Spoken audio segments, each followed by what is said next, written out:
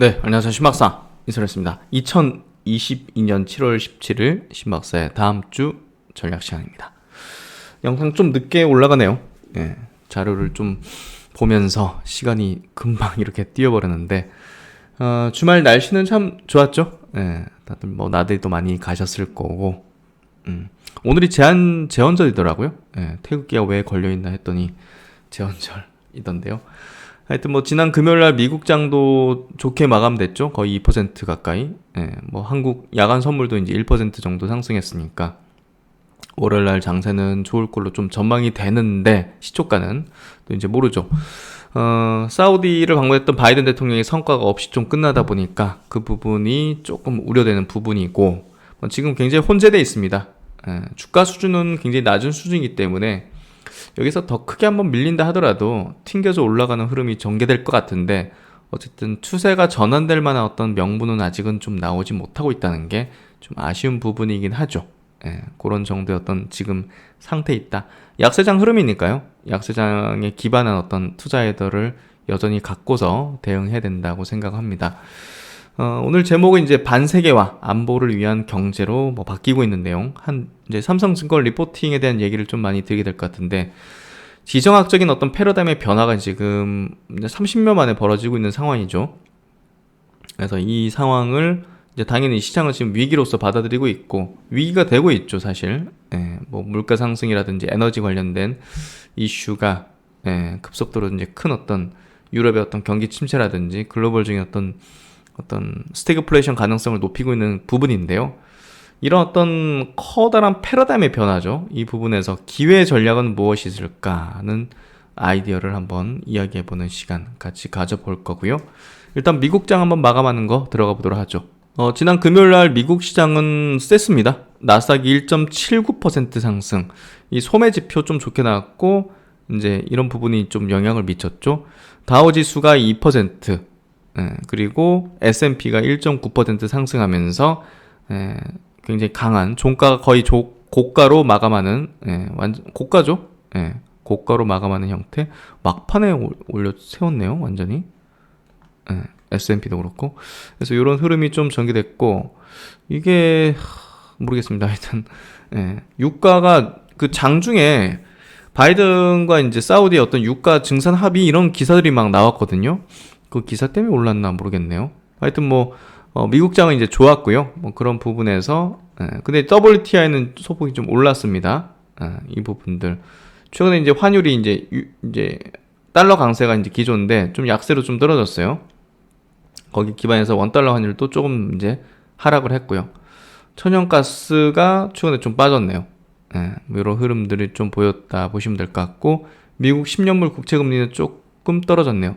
3%, 막 3.5% 막 이렇게 올라갔다가 지금 2.9% 정도 내려와 있는 상태로 최근에 이제 성장주를 좀 반등을 만들어낸 어떤 이유가 되고 있죠. 그래서 시장 여건상 그래도 좀 반등을 만들어낼 수 있는 여건은 좀 되고 있는 상황인 것 같다.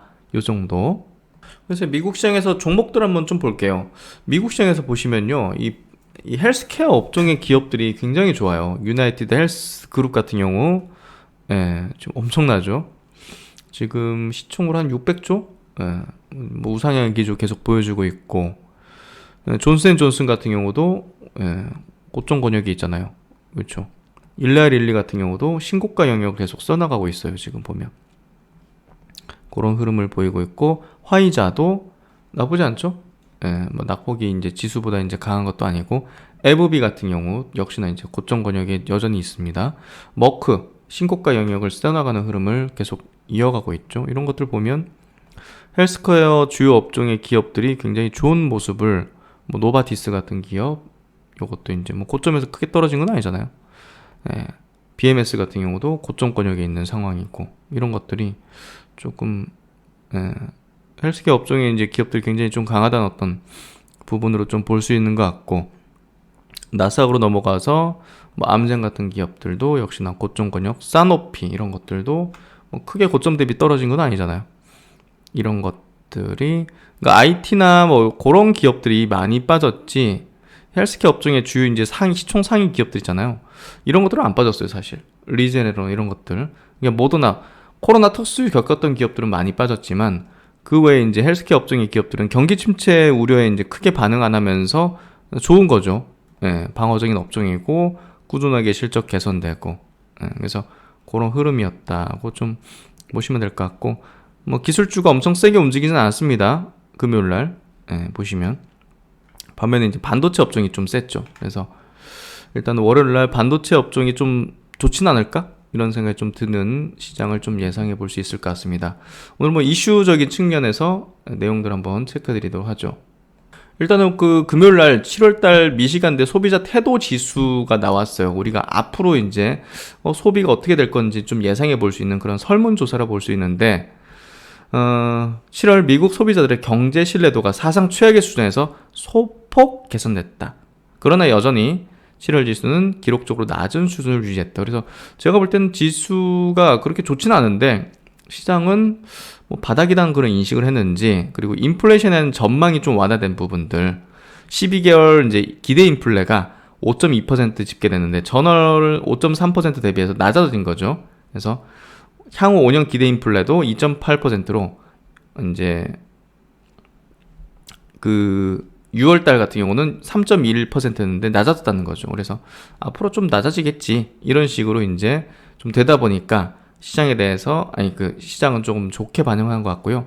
안 좋은 거 좋은 거 뒤섞여 있었는데 좋은 거에 반응했던 것 같아요. 그만큼 바닥권의 어떤 근방이 좀 있다는 거죠. 지수 자체가 그런 부분에서 그런 반응을 해준 것 같아요. 그래서 시장은 어떤 위치에 있느냐에 따라서 우리가 뭐 같은 내용이 나와도 뭐에 더 반응하고 하는 식으로 벌어지기 때문에, 어떤 내용이 나오면 시장이 올라간다, 어떤 내용이 나오면 시장이 빠진다, 이렇게 단정 지을 수가 없는 굉장히 유기물 같은 어떤 존재죠, 증시라는 게. 그래서 그런 부분에서 좋은 거 나쁜 거 이렇게 나왔지만 좋은 거에 반응했다, 이렇게 좀 이해를 하는 게 더 정확할 것 같습니다. 주말간에 이제 첫 번째 이슈는 가장 뭐 이제 관심이 많았죠. 지금 미국 바이든 대통령이 사우디 방문해가지고 또 증설에 관련된 뭐 협의, 이런 부분에 대한 기대를 많이 했잖아요. 미국장이 열리던 금요일날 장중에는 이제 WTI 이제 유가가 이제 소폭 올랐어요.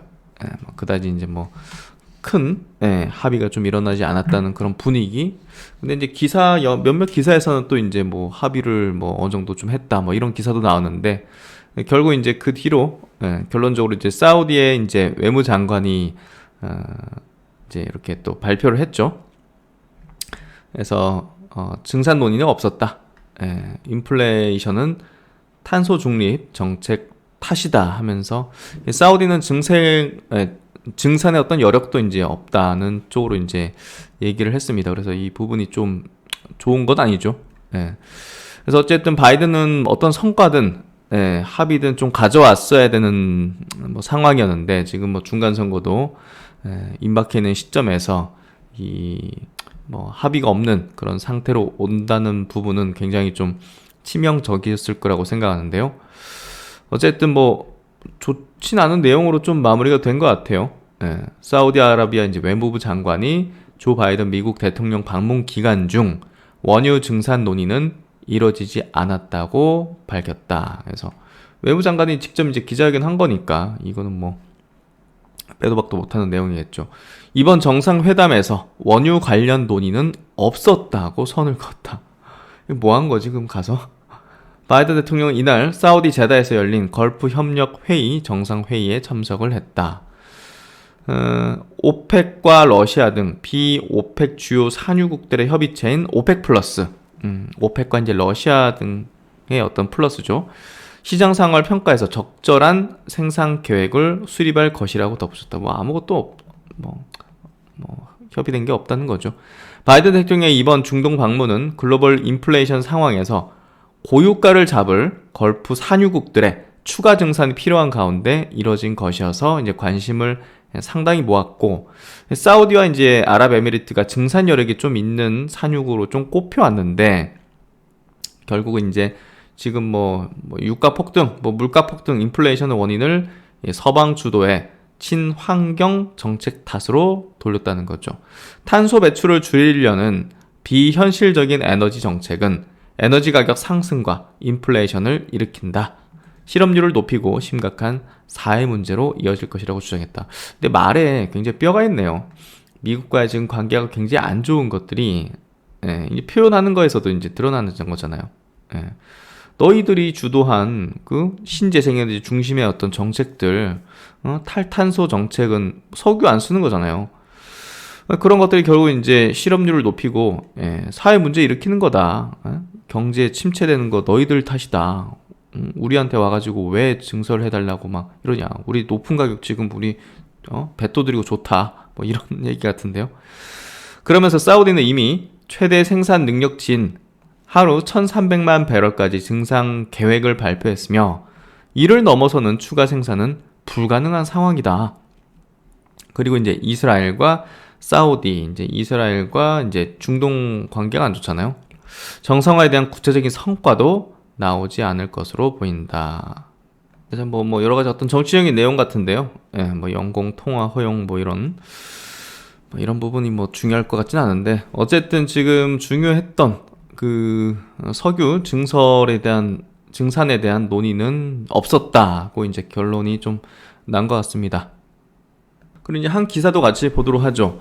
지금 이제 보다 더 우리가 증시에 대한 전략을 짤 때, 증시에 대한 생각, 그리고 경제가 어떻게 흘러가고 있는지를 우리가 판단할 때 단편적으로 오늘 기사가 어땠고 오늘 이슈가 뭐 나왔고 하는 것들이 중요한 게 아니라 지금 흐름이 어떻게 가고 있는지를 보는 게 중요합니다. 그래서 우리가 금요일 날에도 미국의 뭐 소비자 지표 나오고 뭐 이런 것들이 있었나요? 신뢰 지수 나오고. 그게 이제 어떻게 보면 단편적으로 중요한 부분이 아니라 지금 어떤 흐름으로 지금 가고 있느냐. 유럽과 미국과 글로벌 현황 어떤 흐름들이. 그리고 이제 뭐 최근에 이제 삼성증권에서 발행한 지경학에 관련된, 그러니까 이제 지정학적인 부분이 경제학에 미치는 영향. 우리가 이제 그동안은 경제를 위한 안보의 정책들이 펼쳐졌다면 안보를 위한 경제 정책들이 펼쳐지고 있는 상황에 놓여 있죠. 우리가 이제 예를 들면서 세계화라는 게 굉장히 효율성을 이제 추구하는 그런 경제의 어떤 이제 흐름이잖아요. 근데 이제 그게 예전에 보면 우리나라도 겪었죠. 일본이 갑자기 수출 규제를 거는 거. 이 정치행위에 걸리면서.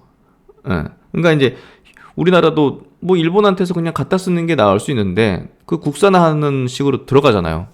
그러니까 결국 이제 경제 블록화 또 이제 안보적인 게 경제에 영향을 미치고 하는 탈세계화 또 자국 공급망을 구축하는 이런 어떤 비효율적이지만 안보 중심의 경제학이 주도권을 쥐는 그런 어떤 새로운 세상이 열리는 거죠. 새로운 이제 신냉전?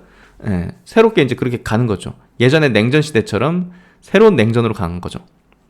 그래서 지난 40년 동안 지배했던 세계화라는 어떤 구도가 허물어지는 흐름이 되고 있기 때문에 우리는 이 큰 어떤 흐름과 틀을 안에서 투자력을 할 필요가 있다는 거죠. 그래서 그 리포팅 굉장히 긴데 읽으면서 뭐 결론적인 거는 그거였어요. 결국은 반도체 중요도. 한국의 이제 반도체 산업이 굉장히 중요해졌다. 그런 탈세계화 구도 속에서 삼성전자의 역할도 굉장히 중요해졌고 그 중에서 게임 체인저의 역할은 파운드리가 될 것이다 해서 파운드리 분쇄에 대한 의견을 좀 제시를 했죠. 그래서 결국 이제 지금 이 상황 속에서 우리는 투자 전략에 있어서도 이런 구도의 흐름을 반영을 해야 된다는 겁니다. 그리고 한국은행에서 이제 뭐 한 내용 얘기 같은데요. 러시아가 가스 공급을 중단하게 되면 유럽에 대해서 내년 이제 유로 지역의 마이너스 성장이 예상된다. 지금 이제 그런 것들이 반영되고 있잖아요. 유로화가 처참하게 박살나고 있잖아요. 유로화 환율이. 달러 대비 이제 엄청난 약세를 보이는 그 흐름이 전개되고 있지 않습니까? 지금 러시아는 전쟁을 끝낼 가능성이 거의 없죠? 오히려 지금 군사를 더 모으고 있고요.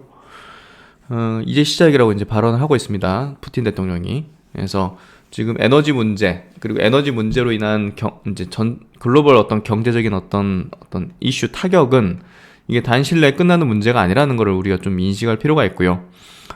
이렇게 되면 가장 타격이 큰 쪽은 당연히 이제 에너지 수입을 많이 하는 국가들, 그리고 이제 유럽의 국가들. 의존도가 높았죠, 러시아에 대한. 그래서 러시아가 유로 지역 가스 공급을 전면 중단하는 최악의 시나리오의 경우 내년 유로 지역 성장률이 마이너스를 보일 것이라는 전망이 나왔다. 유로 지역 경제는 사회적 거리두기 완화에 따른 경제 활동 재개에도 불구하고 우크라이나 사태 장기화 등의 영향으로 회복세가 약화되고 있다. 다수의 전망 기관은 올해 중 유로 지역이 성장을 이어갈 것으로 예상하고 있으나 러시아의 대유로 천연가스 공급 감축 규모가 커지면서 경기 침체에 대한 우려가 점차 확대되고 있다. 글로벌 투자은행의 유로 지역 성장률 전망치 중간값은 7월 현재 올해 2.7%, 내년 1.5%다. 향후 지정학적 리스크에 따른 에너지 수급 차질 가능성 등으로 성장 경로의 불확실성이 높은 상황이다. 유로 지역의 천연가스 수입 물량은 지금 이제 올해 이제 4월까지 전년 동기 대비 31.9% 감소하고 이에 따라 재고량도 10년 이래 최저 수준을 기록하고 있습니다. 그래서 지난 금요일날 이제 마감 방송에 짚어드렸지만 유럽의 국가가 땔감을 지금 모으고 있다. 이게 무슨 깜짝 놀랐어요. 땔감을 모으고 있다고 합니다. 그만큼 이 가스 재고량이 이제 난방에 대한 불확실성으로 좀 가다 보니까 땔감을 모으는 수준에 지금 이르고 있다고 보면 될 것 같고, 지금 뭐 러시아가 또 명분 내세웠죠. 가스관 유지봉수 공사를 이유로 지금 독일, 이탈리아에 대한 공급량을 줄였단 말이에요. 유로 지역 가스 공급을 중단했고, 그래서 이제 수입 물량이 더욱 감소했을 것으로 추정되기 때문에 이에 따른 이제 독일이 가장 타격받는 게 제조업의 비중이 높잖아요. 그리고 독일이 유럽을 먹여 살린다 할 정도의 어떤 경제 비중을 차지하고 있기 때문에 이런 부분, 물가 상승 압력의 증대, 그리고 이에 따른 유로 지역의 경기 침체, 공장 제대로 못 돌리고 이런 상황이 되면 이제 당연히 인력을 줄일 수도 있고, 또 이제 거기에 따른 또 소비 감소를 겪을 수도 있고, 이런 걸로 연결되잖아요. 물가 상승이 또 높아지는 어떤 요인이 되기 때문에 거기에 따른 이제 제품가 반영과 거기에 따른 또 소비 둔화, 이런 것들이 이제 유로 지역의 경기 침체 현실화를 만들고 있다는 거죠. 이게 이제 꼬리 위험, 패텔 리스크라는 이제 상당히 또 생각지 못했던 큰 어떤 위기 상황 리스크도 발동될 수 있다는 쪽으로 지금 시나리오들이 좀 나오는 것 같습니다. 그래서 이런 지정학적 리스크 증대가 유로 지역의 1년 이후 유로 지역의 경기 침체 발생 가능성을 투자은행이 이제 응답을 한 게 올 1월에는 17.5%, 7월 달에는 거의 50%네요. 그만큼 지금 엄청난 유럽 경기의 어떤 위협을 지금 받고 있다. 그게 바로 이제 에너지 때문이다. 에너지 쪽은 공급의 문제다. 이 공급의 문제에 있어서 해결될 만한 게 지금 좀 나오지 못하고 있다는 겁니다. 이번에 바이든 대통령도 빈손으로 오게 된 부분도 영향을 좀 미칠 것 같고, 러시아를 좀 제어할 수 없다는 부분도 지금은 가장 큰, 참 저는 제 개인적인 생각입니다만, 이거 우크라이나가 이걸 그냥 러시아가 원하는 걸 좀 들어줘가지고 전쟁을 빨리 끝내면 그게 글로벌적인 어떤 경제는 좋을 텐데, 또 이제 그건 또 우크라이나 러시아의 또 관계에 있으니까 그건 또 그쪽의 판단은 또 그쪽의 판단의 어떤 문제이기도 하지만, 글로벌적인 측면에서는 전쟁이 빨리 끝날 수 있는 방향으로 가는 게 좋죠. 사실 증시에도 그렇고 그런 부분은 좀 있다는 생각이 듭니다. 근데 지금 우크라이나도 이제 결사항전 하고 있고, 또 이제 우크라이나에 대해서 미국이나 이제 유럽 쪽에서 이제 그 무기 지원을 하고 있고, 무기 지원한다는 건 지금 계속 싸우라는 거잖아요. 참 난감하네요. 그리고 이제 러시아는 군사를 지금 더 모으고 있고, 이제 전쟁이 시작이다고 하고 있고, 가스를 밸브를 잠갔다 이제 풀었다 하면서 유럽의 어떤 경제 목줄을 쥐고 있고, 경기 침체는 이로 인해서 더 가속화되는 흐름이 전개되고 있고, 이게 지금 일시적으로 금요일날도 소매 판매 소비 지표가 나쁘진 않았네? 이런 식으로 이제 나왔지만, 사실 그게 흐름을 얘기해 준다고 볼 수는 없거든요. 그래서 거기에 기반해가지고 막 강력한, 또 이제 추세 전환 내지는 강력한 우리가 투자 베팅을 하는 그런 요소가 되지 못한다고 생각합니다. 지금 약세장이 이어지는 가운데서 이걸 벗겨낼 수 있는 어떤 상황의 어떤 반전이라든지 내용들이 나오진 않고 있다는 거에 우리가 좀 포커싱을 둬야 되고, 단편적인 어떤 하루하루 이슈에서 뭐 호재가 나왔고 뭐 나왔고 해가지고 뭐 TSMC가 실적이 뭐 좋게 나오고 가이던스를 좋게 내서 반도체가 간다, 뭐 이건 사실 말도 안 됩니다, 개인적으로 볼 때는. 그래서 아직까지는 약세장의 어떤 기조의 흐름을 좀 우리가 인식하면서, 사실 낮은 위치에 있는 건 사실이지만 많은 기업들 그리고 증시 자체가, 근데 그게 추세가 전환된다든지 상승으로 갈 수밖에 없는 이유라고 볼 수는 없을 것 같고요. 완전 바닥이라고 우리가 확신하면서 무리한 어떤 식으로 좀 투자를 하는 건 아직은 아니라는 생각이 드는 거죠. 그런 부분을 인식할 필요가 있을 것 같고요. 그리고 이제 아까 잠깐 얘기 드렸던 삼성증권의 이제 리포팅, 뭐 간략하게 한번 체크해 드릴게요. 이게 굉장히 좀 의미심장했는데, 많은 기사들도 이제 이걸 인용해가지고 기사화 많이 됐거든요. 지정학 패러다임 변화와 산업이다 해서 이게 한번 시리즈로 나오게 될 것 같은데, 일단은 반도체에 대한 얘기 중심으로 이제 이 리포팅이 좀 풀어나갔는데요. 이렇게 이제 리포팅이 구성되어 있고, 지경학, 지오 이코노믹, 지정학적인 경제학이다. 경제가 블록화되고 있는 상황을 얘기하는 거예요. 지금 탈러시아, 뭐 세계화 이런 것들이 결국은 우리나라 삼성과 TSMC가 이제 미국에 공장 만든다는 것 자체가 탈세계화죠. 거기다가 세우면 당연히 비용은 높아질 수밖에 없잖아요. 비용은. 인건비 자체가 뭐 대만에서 공장 만들어가지고, 대만은 반도체 인력에 대한 그 연봉 자체가 굉장히 낮아요. 3천만 원, 막 4천만 원. 우리나라 돈으로 진짜 저렴하거든요. 근데 미국은 이제 일단은 굉장히 비싸죠. 모든 게 다 비싸잖아요, 거기는. 그래서 이제 결국은 이제 일본 같은 경우도 우리나라한테 반도체, 메모리 반도체를 이제 산업의 어떤 주도권을 뺏겼던 게 원가 이슈가 컸거든요. 미국에 이제 공장 만들면서 거기에 따른 원가 경쟁력 측면에서 한국에 월등히 뒤지면서 점차 이제 침체한 거죠. 뒤지게 되면 이제 계속 캐시플로가 약화되고 기술에 투자하는 어떤 돈을 이제 투여할 수가 없고, 그런 부분에서 이제 뒤지게 되는 거죠. 그게 이제 일본이 반도체에서 우리나라에 뺏겼던 그런 어떤 주요한 어떤 원인이 됐었는데, 사실 이게 뭐 미국에 만든다는 게 그쪽에 대한 그 이제 고객사들과 이제 그 부분에서는 더 이제 친밀도를 높일 수 있는 부분이긴 하지만, 우리가 가격적인 측면의 어떤 부분이 굉장히 크단 말이에요. 그 부분에서 볼 때는 사실 좋은 건 아니다. 지금 지정학적인 부분의 어떤 변화가 시대 정신으로 지금 만들어지고 있거든요. 그러면 이거를 우리는 투자 전략에서 활용할 필요가 있고, 여기 반도체 관련된 얘기 중에서는 이 파운드리 사업에 대한, 그리고 메모리 같은 경우도 이제 시클리컬하게 움직이긴 하지만 우리나라의 어떤 주도력은 이제 더욱 강화된 어떤 흐름으로 갈 것이다, 뭐 이렇게 좀 얘기를 하는 것 같습니다. 어쨌든 요 키신저라는 어떤 분이 굉장히 대단하신 분인가 봐요. 69년부터 냉전의 중심에서 초강대국의 세계 전략을 총괄했던 인물이다. 지금 99세시네요.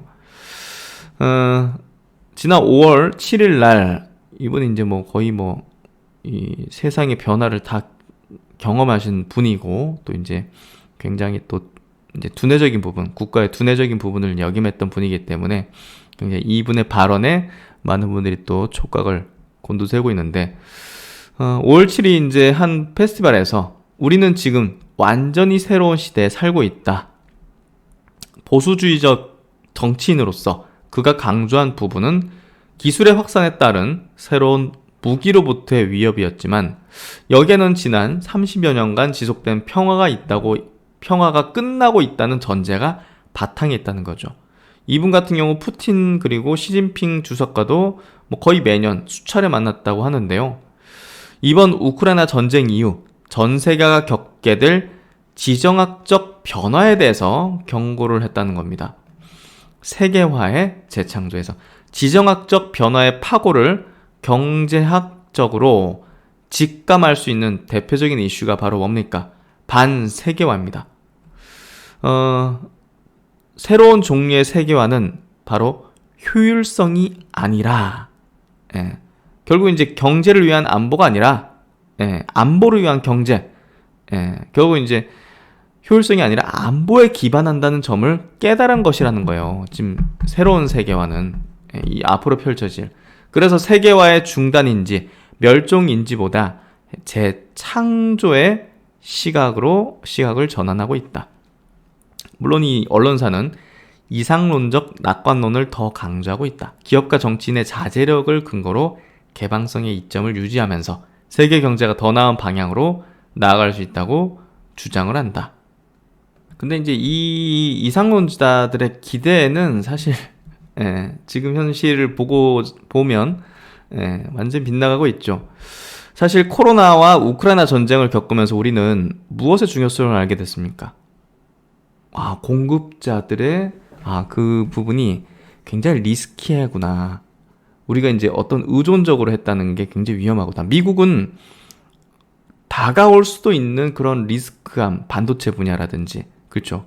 바이든 대통령이 얼마나 땡큐 삼성 하면서 이러고 있습니까? 반도체 들고 막. 그래서 이제 그런 것들이 이제 왜 그러고 있느냐. 반도체 생산, 메모리 생산의 70%, 파운드리 생산의 85%를 지금 대만과 한국에서 하고 있단 말이에요. 근데 중국하고 밀접하게 있잖아요. 어떻게 보면 지정학적으로는 중국하고 더 가까이 있어요. 한국, 대만이. 그렇죠. 어떤 방위선 안에 있단 말이에요. 중국에.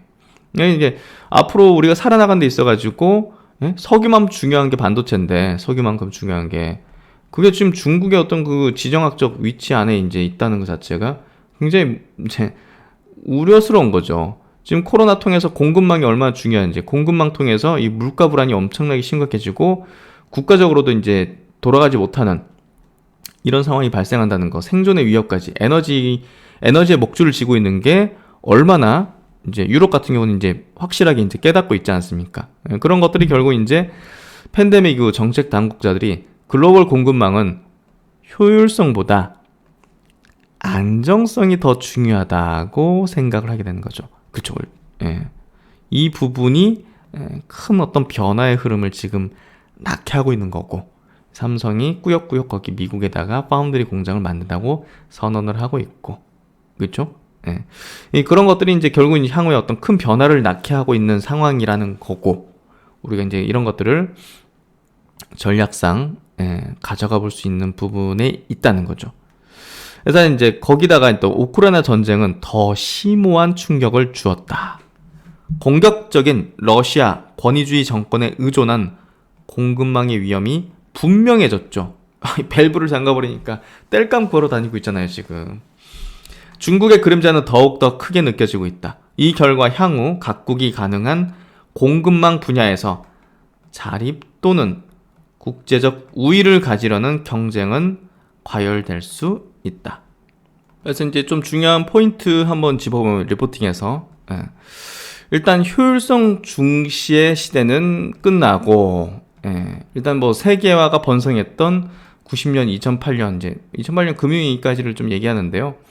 거의 이제 뭐 요 기간 동안 글로벌 공급망이 세분화되고 확장되었다. 이제 중국 같은 경우 또 WTO 가입하면서 훨씬 더 이제 중국의 어떤 이제 밸류체인에서의 어떤 역할이 이제 굉장히 커졌죠. 그래서 이제 국경 간 생산 공정 세분화로 공급망의 효율성을 높일수록 대내외 위험의 노출이 커짐에도 기업인들은 위험보다 뭘 중요했습니까? 효율성을 더 중시했죠. 중국 가서 공장 만들고 이런 식으로 했던 거예요. 베트남 공산주의 국가지만 거기다가 막 삼성이 가가지고 휴대폰 공장 만들고 그랬잖아요. 지금 그렇게 운영하고 있고. 국제 정세가 대체로 안정적이었죠. 엄청 큰 위기가 발생되지 않았잖아요. 그렇죠. 지금은 이제 지금 신냉전 같이 되고 있는 상황이니까 달라진 거고, 이 사회주의 국가들도 자본주의 시장 질서에 대체로 이제 순응했기 때문이었죠. 사실 뭐 중국이나 베트남 이런 국가가 이제 공산주의인데도 자본주의의 어떤 질서의 밸류체인에 상당히 순응하고, 그걸 이제 독려했죠. 그래서 공급망 위험은 자연재해 등에 의한 공급망 훼손과 특정 국가의 정책 변화로 인한 인위적인 충격으로 나뉜다. 그래서 뭔가 자연재해나 이런 거로 인한 어떤 공급망 충격은 뭐 빨리 이제 복구되는데, 위험이 해소되는데, 정책 변화로 인한 공급망 영향은 이제 심각할 수 있다는 거죠. 그럼에도 이제 공산권 붕괴 이후 세계화 기간에 후자의 위험은 크게 고려가 되지 않으면서 뭔가 좀 평화로운 시기였어요, 사실. 하지만 미중 대결이 더욱 격화되고 지정학적인 환경이 심화되면서 이제 효율성에만 의존한 공급망 관리는 불가능해졌다는 거죠. 이 첨단 기술 분야에서의 공급망 재편에 방점을 두고 있고, 첨단 과학기술 분야가 전략적 경쟁의 핵심이 될 것이라고 인식하고 있는데요. 이게 결국 이제 앞으로 G1이 누가 될지를 가늠하는 그 이제 분야이기 때문에 결국은 이걸 지고 있는 국가가 안보까지고, 안보까지 지고 있는 국가가 앞으로는 경제까지 진다. 왜냐면 경제를 위한 안보가 아니라 안보를 위한 경제 시대로 넘어가고 있기 때문이라는 거죠. 따라서 미국과 중국이 자국 주도의 글로벌 공급망을 구축하는 경쟁은 글로벌 산업 환경에 큰 변화를 초래할 것이나, 이는 기회와 도전의 양면성을 가지고 있다는 겁니다. 우리는 여기서 기회를 찾아서 어떤 종목에 더 높은 비중의 투자를 집행할 것인가, 또 어떤 분야에 있는 종목을 발굴해서 투자를 할 것인가, 거기서 구조적인 성장을 내면서 실적까지 뚜렷하게 나올 수밖에 없는 기업은 무엇인가를, 저는 이 리포트를 보면서 어떤 기업이 더 앞으로는 중요해지고 내가 그 기업은 조정만 받으면 들어가야겠다는 거를 이제 확정했거든요. 그래서 이 리포트는 굉장히 저는 의미 있고 이유이 있었고, 제가 그동안 생각했던 것들을 굉장히 잘 정리를 했던 것 같아요. 이런 생각을 가지고 있는, 이렇게까지 이렇게 세세하게 정리를 한 리포팅이 나올 줄은 몰랐는데, 삼성증권에서 정말 대단한 역작의 리포팅을 냈다고 생각합니다. 그래서 이제 여기 보시면 미국의 공급망 검토 완료, 이제는 실행이다. 이제 실행이에요. 바이든 대통령이 이제 아시아 오면서 한국에 제일 먼저 왔잖아요. 가장 먼저 와서 삼성 반도체 공장 방문했잖아요. 핵심 공급망은 뭡니까? 반도체, 배터리, 전략적 광물, 의약품도 포함됩니다. 그래서 삼성 바이오로직스, 셀트리온 같은 기업의 중요도, 또 이제 또 S방 같이 또 CDMO 업체잖아요. 그런 기업의 중요도가 굉장히 앞으로 커질 수밖에 없다는 겁니다. 그 부분을 인식해야 되고, 배터리 쪽은 이제 우리가 잘 알고 있고, 그래서 미국의 4대 핵심 품목에 대한 공급망 검토 보고서 요약해서 보시면 반도체, 대용량 배터리, 원료 생산, 앞으로는 리사이클링, 폐배터리 쪽도 이제 중요하게 되겠죠. 의약품 쪽, CMO, CDMO 이쪽의 중요도가 앞으로 더 높아질 수밖에 없다는 겁니다. 반도체는 이제 전 부문에 대해서 이제 중요도죠, 당연히. 그래서 이런 부분이 대응책, 미국, 반도체, 동맹을 통한 안정 공급, 자국 생산 확대, 투자 확대, 인텔이 이제 파운드리 이제 하는 부분이 이제 연결되고, 삼성 TSMC가 어떻게 보면 무언의 압박을 받았죠. 그래서 미국에 공장 만들고, 배터리도 이제 동맹 통한 안정 공급, 동맹이 중요합니다. 그래서 자국 생산 확대시키는 거 우리가 잘 보고 있죠.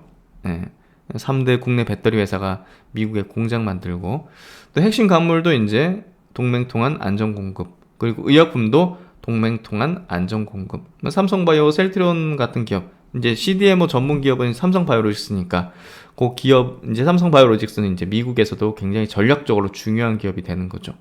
그래서 거기 이제 기업들도 삼성에 이제 안보적으로 묶이면서, 동맹으로 묶이면서 수주를 계속 늘려나갈 걸로 보여집니다. 그래서 그런 부분에서 우리나라가 이제 가져갈 수 있는 우위, 반도체, 배터리, 의약품에 대해서 핵심적인 어떤 그 지정학적 변화, 또 이제 세계화 어떤 변화 속에서 부각될 수 있고 성장할 수 있는 그런 기업을 뽑아내는 게 우리가 이제 이런 어떤 내용들을 인지했을 때 필요한 전략적인 부분이 아닐까 생각이 됩니다. 요 부분만 좀 체크 더 해보죠. 의약품의 국내 생산 제고와 국제 협력 강화 했는데 미국의 제약기업들은 70년대 초반부터 국제 비즈니스 모델을 추구하고 해외로 생산 기지를 이전시켜 왔어요. 자기들은 R&D 하고 생산은 다른 국가에서 그냥 싸게 잘 만들어서 공장 가서 실사해서 뭐 문제 없구나 하면 그걸 받아 쓰고 그러면서 이제 원가 낮추고 이런 방향으로 이제 했었는데 특정 지역에서 생산이 집중되어 있는 현황, 현재 중국과 인도의 생산 비중이 지금 굉장히 높다고 합니다. 예, 이렇게 뭐 절반 가까이도 되네요. 일부 부분은. 그래서 지정학적 위험이나 자연재해 등의 위험에 크게 노출되면서 이거를 다국가, 동맹국가로 좀 다변화시키는 이제 대표적인 게 이제 뭐 한국 같은 국가가 되겠죠. 이런 어떤 방향으로 지금 조금 정책적인 부분을 전략적인 부분 전략으로 이제 선택하려는 거죠. 그래서 이런 부분에서도 국내 이제 CMO 기업에 대해서 CDMO 기업에 대한 중요도가 앞으로 상당히 높아질 거라는 게 좀 우리가 예상되어진다는 부분을 좀 전략에 가져갈 필요가 있다. 그래서 오늘 좀 얘기가 좀 길어지는데요. 이 리포팅이 굉장히 중요한 리포팅이기도 해서 한번 좀 찾아서 전문을 좀 보시면 좋을 것 같은데요. 이 지정학적 위험, 이 직영학의 시대로 넘어간 어떤 흐름 속에서 사실 그 무역 의존도가 높은 국가들이 조금 더 이제 위험하죠, 사실. 위험의 노출도가 큰 지역이잖아요, 한국 같은 경우. 내수 소비가 큰 국가들, 뭐 미국이나 인도, 브라질, 뭐 이런 인구 많고 이제 내수가 비중이 큰 국가들은 글로벌적인 어떤 지정학적 이슈에 대해서 상대적으로 좀 덜 영향을 받는 그런 지역이고, 대외 교육에 대한 의존도가 높은 국가, 중국, 독일, 일본, 싱가포르, 한국 같은 경우는 지정학적인 위험이 증가하면 경제와 금융시장의 민감도가 상대적으로 크다는 거죠. 한국은 뭐 북한까지 있으니까 지정학적 위험 지역에 어떤 큰 어떤 위치를 점하고 있는 부분인데요. 결국 이제 글로벌 주식시장에서도 약세 국면에서 지금 유독 혁신 제조업 공급 국가들의 성과가 더 부진하다는 거죠. 이는 지정학적 위험의 상승으로 기존 세계화의 수혜를 입었던 국가들의 펀더멘털 기반이 흔들리고 있음을 시사하는 현상일 수 있다는 거죠. 그래서 이제 결국 이런 지경학이 경제와 자산 시장에 미치는 영향에서 이제 질서의 전환이 이제 시작됐다. 이 변화의 이제 시작입니다. 사실 우리는 이걸 반드시 인식하고 투자 전략에 이제 녹여내야 되는데요. 냉전이 종식된 이후 지난 30여 년간 글로벌 경제와 자산 시장을 지배했던 질서들의 전환이 본격화되고 있다. 그 도화선에 불을 당긴 것은 2008년 금융위기이다. 그러나 지난 수년간의 코로나 팬데믹과 러시아의 우크라이나 침공 등을 거치면서 변화의 가속화가 불가피해 보인다는 거죠. 그래서 이걸 이제 자산시장에서 우리 좀 활용할 때는 주식 투자에서는 현금 흐름이 양호하고 안정적인 비즈니스 모델을 가진 기업에 대한 선호가, 채권의 경우 선진국 국채, 신용 등급이 높은 기업들의 회사채에 대한 수요가 증가할 걸로 전망된다. 일단 리스크 헤지니까 또 이제 세계화에 편승하던 그런 어떤 기업들 같은 경우 좀 불확실성에 들어갈 수 있는 부분이 생기니까 조금 이제 현금 흐름이 좀 양호하고 안정적인 비즈니스 모델, 그런 불확실성에 크게 변동하지 않는 그런 기업, 되려 이제 그게 더 수혜를 보는 쪽 있죠. 저는 이제 그 대표적인 쪽을 파운드리 시스템 반도체 분야의 기업들이라고 봅니다. 반도체 분야에 있어서는. 그래서 그런 관련된 기업들 중에서 최근에 이제 주가 조정을 받았지만 그런 기업들은 되려 큰 어떤 수혜 기업이 될 것이라는 생각을 가질 수밖에 없는 거죠. 그래서 그렇게 따져본다면 우리는 이런 변화 속에서 분명한 또 기회를 발견을 해야지 진정한 좀 투자자가 아닐까 생각이 됩니다. 그래서 이제 이런 기업들을 찾는 거예요. 결국 이제 그 심화가 예상되는 블록화가 심화되겠죠. 그리고 진영화, 이런 논리 자체는 기술의 이동까지도 막으면서 승자와 패자의 벽을 더 높일 수 있다는 거죠. 그래서 독점적 기술력을 보유하고 있거나 압도적인 시장 지배력을 가진 기업을 중심으로 활발한 M&A가 진행되고 패자의 시장 퇴출이 빨라질 전망이라는 거죠. 그래서 어떤 산업 내에서 1, 2위 기업, 뭐 3위 기업 정도까지 뭐 오히려 이제 점유율을 높이고 나머지는 그냥 죽어버리는 뭐 그런 상황도 좀 예상해 볼 수 있을 것 같고, 더욱더 이제 과점 체제라든지 그런 어떤 경쟁력 좀 상실한 기업들은 빨리 퇴출되고 빨리 그냥 M&A 당한다든지 하는 구도로 잡힐 것 같고요. 강소 기업들, 크지 않은 그런 어떤 뭐 수십조 되는 기업이 아닌 기업들 중에서 독점적인 기술력을 갖고 있는 기업들은 뭐랄까, 주가의 어떤 상승도 상당히 좀 좋지 않겠는가 생각이 되거든요. 그런 어떤 흐름을 좀 개인적으로 좀 예상하고 전략에 조금 활용을 하고 있습니다. 그리고 이제 마지막으로 다음 주는 이제 미국 중요 기업들의 이제 실적 발표가 있죠. 일단 월요일 날 장 끝나고 IBM이 이제 실적 발표를 하고, 화요일 날은 장전에 이제 존슨앤존슨, 장 후로는 이제 넷플릭스, 또 이제 반도체 쪽에 중요도를 가지고 있는 또 기업이죠. 수요일 날 ASML이 장전에, 그리고 장 후에는 테슬라가 이제 굉장히 중요한 또 위치를 점하고 있죠. 금요일 날에는 버라이즌, 아메리칸 익스프레스, 트위터 같은 기업들이 이제 실적 발표를 앞두고 있습니다. 어쨌든 실적 발표가 중요한 또 한 주가 다음 주 열리게 되는데요. 뭐 시장에 대해서 참 오늘 뭐 약간 중장기적인 어떤 전략 그리고 흐름에 대한 얘기를 좀 주로 드렸는데요. 결국은 지금의 어떤 인플레 상황 자체가 단실 내에 끝나는 부분은 아니기 때문에 그걸 감안해서 우리가 어떤 흐름, 그런 것들을 좀 보다 더 심히 생각해야 되는 시점이고, 또 학습이 필요한 시점이 아닌가 생각이 됩니다. 그래서 어제 이제 토요 강좌도 이제 오일 쇼크에 관련된 케이스 스터디를 한 거죠. 과거에 이제 어땠는데 지금 또 그때 대비해서 어떤 상황이고 어떻게 극복하는 게 나을 것인가, 그런 어떤 정책적인 어떤 것들을 가져가고 있는 건가 하는 그런 생각도 한번 해볼 수 있는 그런 큰 그림에 대한 얘기들을 좀 드리는 게 더 필요할 거란 생각이 듭니다. 그래서 그런 부분에서 우리가 좀 생각을 해보고 깊이 전략적인 부분에 녹여내는 게 필요하지 않을까 생각이 되고요. 네, 이번 내용도, 다음 주 전략 내용도 많은 도움이 되셨길 바라고요. 다음 주 화이팅 하시길 바라면서 신박사는 또 다음 시간에 좋은 내용으로 뵙도록 하겠습니다.